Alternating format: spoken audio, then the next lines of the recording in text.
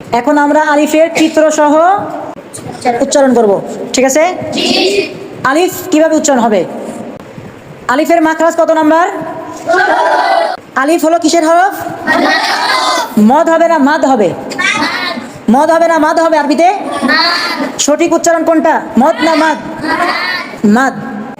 তো মাখরাজের পারিভাষিক অর্থ কি?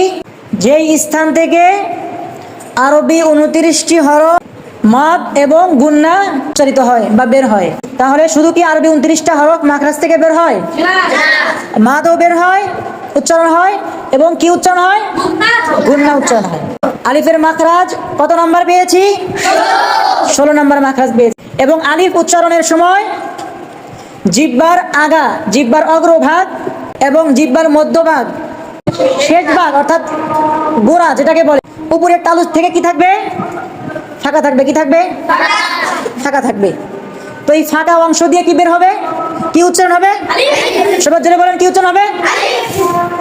তাহলে এখন আমরা প্রথমে কি বলেছিলাম, যে কথাটা বুঝবো, বুঝেছেন সবাই? সবাই বলেন দেখি, আমার কথা একবার রিপিট করেন সবাই। আমি কি বললাম? যে জিহ্বার অগ্রভাগ, জিহ্বার মধ্যভাগ এবং জিহ্বার শেষ ভাগ অর্থাৎ গোড়াটা উপরের তালুর থেকে কি থাকবে? ফাঁকা থাকবে। তো এই ফাঁকা অংশ দিয়ে কি বের হবে? আলিফ বের হবে। এখন আমরা কথাটা বুঝেছি? তাহলে একবার উচ্চারণ করেন সবাই, আলিফ। এই যে আঙ্গুলের মাথার পরিমাণ কি থাকবে? ফাঁকা থাকবে। তো আমি বলেছিলাম মাস্কের সুবিধার্থে আরবি 29টা হরফকে কয় ভাগে ভাগ করা হয়েছে? 3 ভাগে। কয় ভাগে? 1 নম্বরে কয়টা হরফ? 2টা হরফ। সেই 2টা হরফ উচ্চারণ করতে কি হবে না? মাদ হবে না, টান হবে না। কথা বুঝে আসছে? তাহলে আমরা কি তাড়াতাড়ি উচ্চারণ করবো না মাদ সহ উচ্চারণ করবো?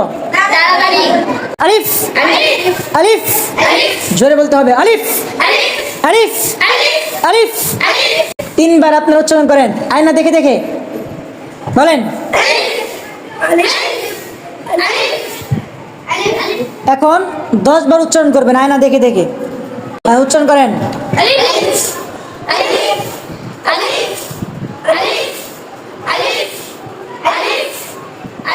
খেয়াল করে বলেন।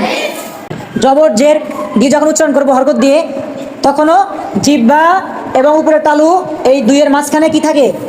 ফাঁকা থাকে এবং ফাঁকা থাকবে। দেখেন আপনারা খেয়াল করেন, আ আ, এক আঙ্গুল পরিমাণ আঙ্গুলের মাথা, আ ই ই ই ই আ ই আ ই আ ই উ উ উ উ উ আ ই উ আ ই উ